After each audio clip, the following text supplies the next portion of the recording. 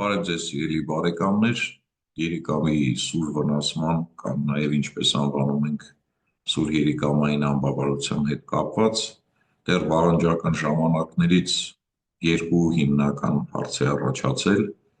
արդյոք ռեռենալ, թե ռենալ խանգարման հետ գործ ունենք և դեռևս մեր հին բժշկապետերը հասկացել են, որ կարևոր է ոչ միայն հեմոդինամիկ ցուցանիշներին նայել, այլ նաև դիտարկել հենց մեզը և նրա տարբեր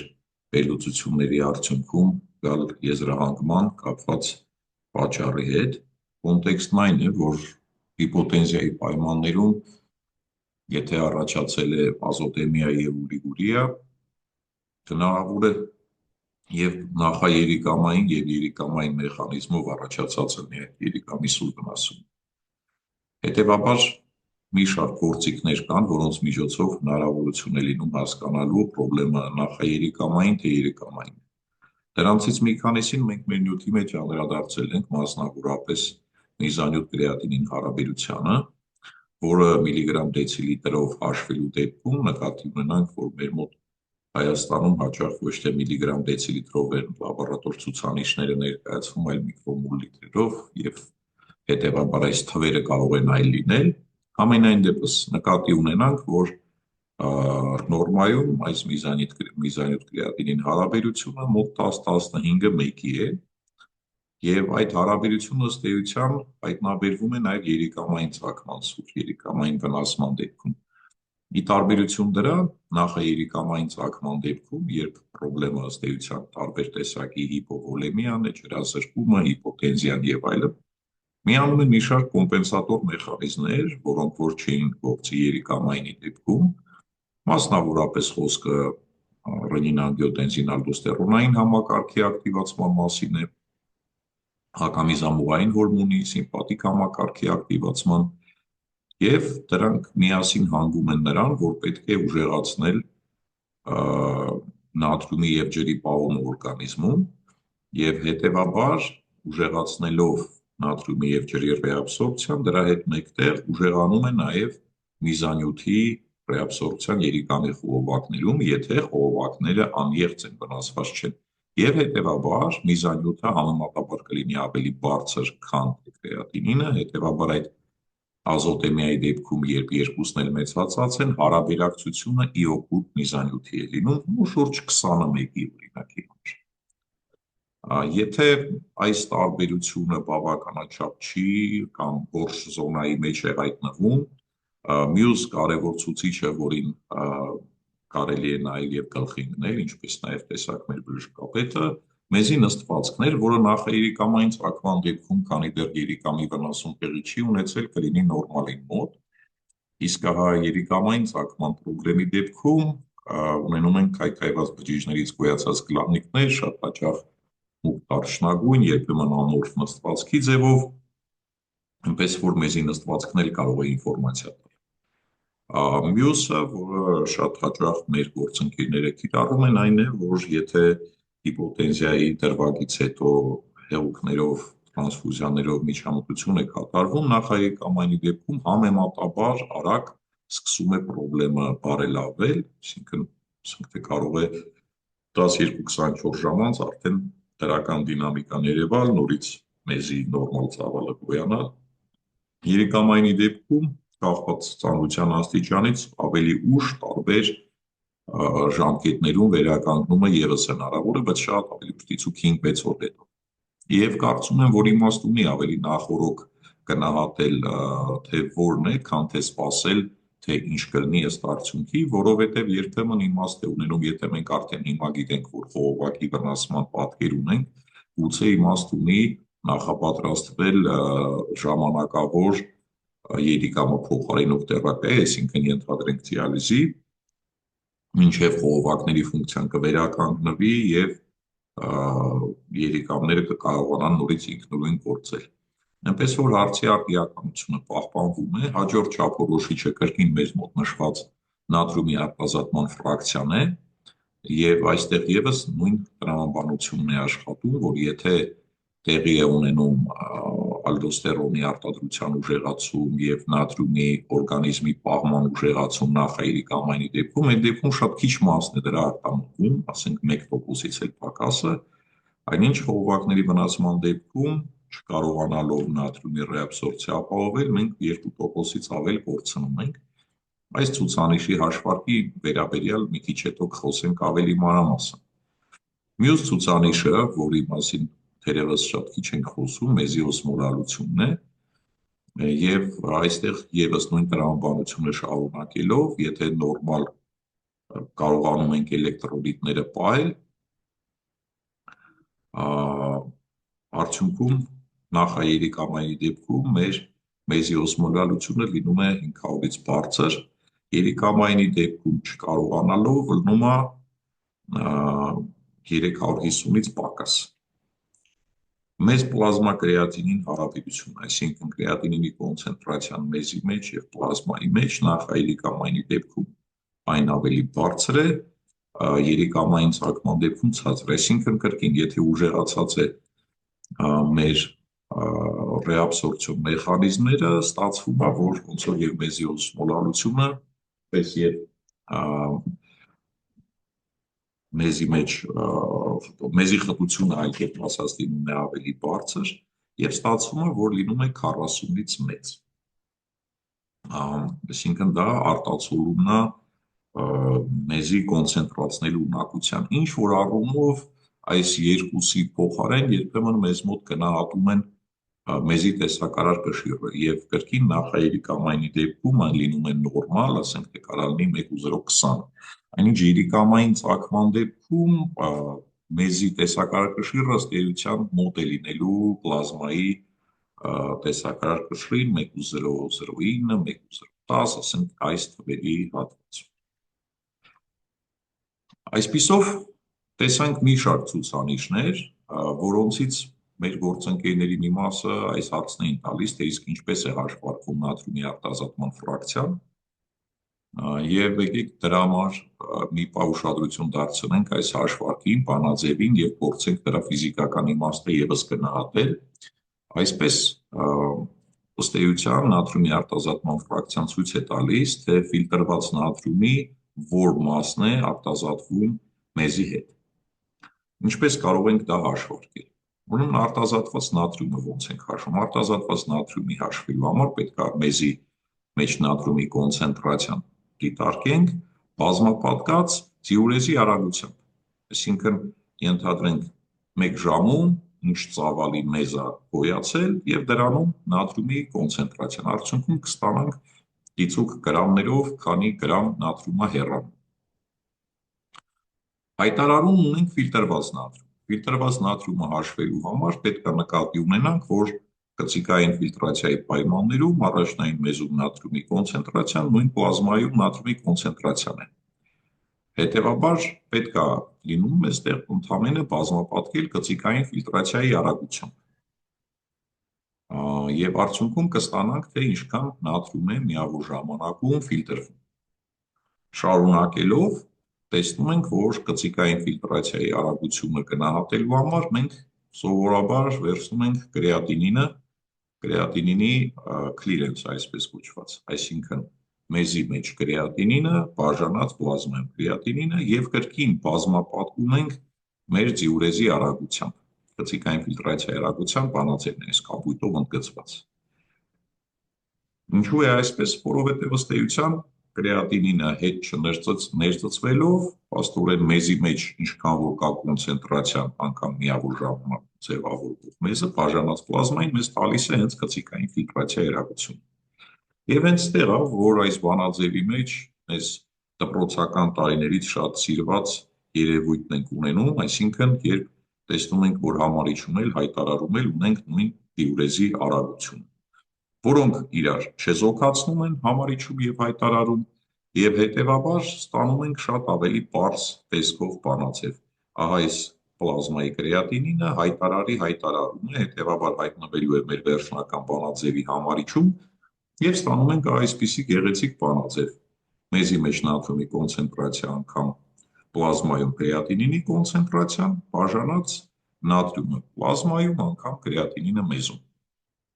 Շատ հաճախ շատ բախտյուրներում միանգամից հենց այս բանաձևն է պատրաստի տրվում եւ մեր գործընկերները միգուցե տենց միանգամից գլխի չընկնեն ինչու սենց տարօրինակ արտադրյալների հարաբերությունն է ընկած արտանետված ֆրակցիայի հիմքում։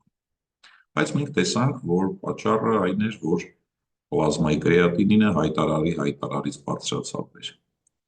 Բացի այդ, ես մի եղանակ եմ կարծում, որ պետք է դիտարկել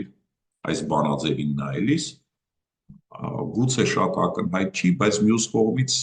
ոմանք մաթեմատիկական մտածողություն ունեցողները մասնավորապես կարող է այս բանաձևին նայեն եւ հետեւյալը տեսնեն։ Ըստ էության մենք տեսնում ենք նատրիումը մեզում բաժանած նատրիումը պլազմայում, սա երևում է, որ նշանակում է դա հարաբերած կրեատինինը մեզում բաժանած կրեատինինը պլազմայում, այսինքն այդ միտքն էլ այս բանաձևի մեջ երևում, ինչպես կուզեք, այսինքն ստացվում է, որ մենք այդ նատրիումի արտազատման ֆրակցիայով ուզում ենք ցույց տալ, թե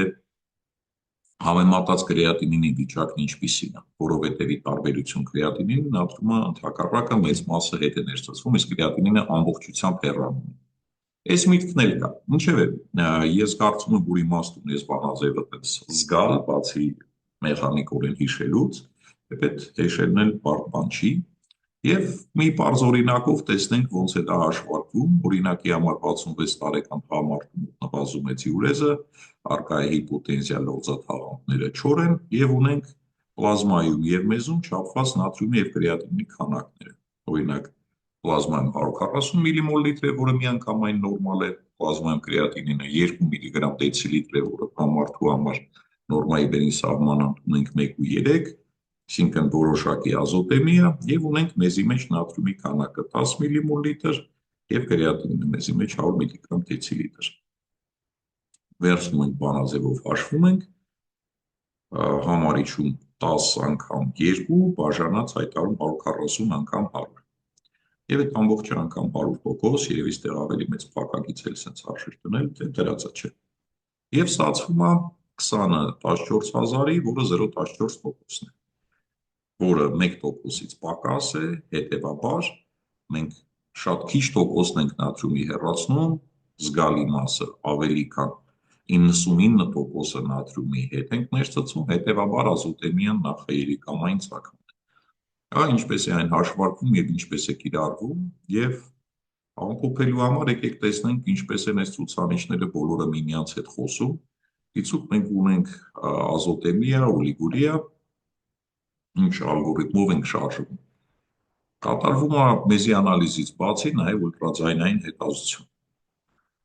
Եվ այս իմաստով, եթե ուլտրաձայնային հետազոտությամբ հայտնաբերվում է հիդրոնեֆրոզ, այսինքն մենք տեսնում ենք, որ կա խոչընդոտ մեզի արտահոսքի այդ պատճառով երիկամի ավազանը լայնացած է, հենց դա է հիդրոնեֆրոզը, դրա առկայության դեպքում պետք է շարունակել ուրոլոգիական հետազոտությունը եւ վերացնել այն խցանումը, որ առաջացնում է ըստ էության պոստրենալ սուբերիկամային վնասում կամ պոստրենալ երիկամային ամբարություն։ Եթե հիդրոնեֆրոզը չկա, ապա մենք նույն ուլտրաձայնային հետազոտության տվյալներով եւ մեզի անալիզով փորձում ենք կատարել հետագա տարբերակումը, մասնավորապես եթե երիկամները փոքրացած են, դրանց կեղևային շերտը բարակած, մեզի նստվածքը առանձնակի հետաքրքիր չի, այսինքն բաներ չեն հայտնաբերվում։ Արկա է իզոստենուրիա, այսինքն օրվա ընթացքում մեզի խտությունը շատ քիչ է փոփոխվում, որը վկայում է երիկամի մեզը խտացնելու եւ նոսրացնելու ունակության խանգարման մասին, եւ պրոտեինուրիան թեպետ եւ արկա է, բայց խիստ արտահայտված չէ, ապա այս ամենը վկայում է քրոնիկ երիկամային անբավարարության մասին եւ հետագա ստեղ քայլերը պետք է միտված լինեն նրա պրոգրեսիվման դանդաղեցմանը, հնարավոր պաթոգենետիկ ախտանիշային բուժմանը, կալիումի, ֆոսֆատի, էլեկտրոլիտների շտկմանը եւ այլն։ Նաև հետագա կծիկների ըսնքվնասման սահմանափակմանը հնարավորության դեպքում։ Եթե սակայն երիկամները նորմալ չափերի են, պարենքիմը ինտակտ է երևում ուլտրաձայնային հետազոտությամբ, ապա մեզ հետաքրքրող այս քննարկման ոնց որ հիմնական բեռնարկին եկանք երիկամի սուր վնասում ունենք։ Եվ այս դեպքում նորից ունենք երկու տարբերակ, արդյոք ունենք միզային համախտանիշ, ինչ որ գտածում էր մեզի մեջ, թե այն տենց ճակերտավոր անհետաքրքիր է։ Եթե միզային համախտանիշ ունենք եւ օրինակի համար ունենք այնտեղ բակտերիաներ, ինչպես նաեւ ասենք թե լեյկոցիտներ, կլանիկներ, ապա ավելի հավանական է պիելոներ։ Եթե այդ լեյկոցիտները, գլանիկները եւ էոզինոֆիլներն առկա են, բայց առանց բակտերիաների, բակտերիուրիայի, ապա պետք է դիտարկել ինտերստիցիալ նեֆրիտի տարբերակ։ Էրիթրոցիտների առկայությունը այս մնացած կոնտեքստում կարող է լինել վկայություն երիկամային անոթների խցանման, հետևաբար անգիոգրաֆիայի անհրաժեշտություն է առաջանում տեսնելու արդյոք այդպիսի խցանում կա թե ոչ։ Եթե էրիթրոցիտները գլանիկներ են ձևավորում,